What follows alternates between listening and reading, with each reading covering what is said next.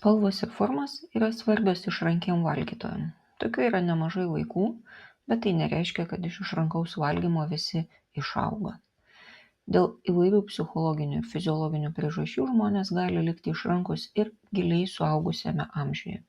Tai gali sukelti daugiau problemų negu renkantis iš kavinės meniu. Dažnai tai reiškia vertingų maisto medžiagų trūkumą ir dėl to besivystančias ligas. Šiame tyrime išrankus maistui ir neišrankus dalyviai ragavo to paties užkandžio iš raudonų, mėlynų ir baltų dubenėlių. Išrankus valgytojai kitaip vertino pateiktą maistą negu neišrankus. Užkandis raudoname ir mėlyname dubenėlyje jiems atrodė sūriausias, o raudoname dar ir mažiausiai patrauklus.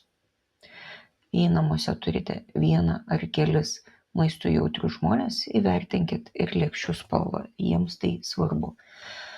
O aš, žiūrėdama į savo iš esmės mėlynus ir juodus indus, einu galvoti, ką tai sako apie mane. Kokios spalvos jūsų indai? Skanaus, taikos ir ramybės.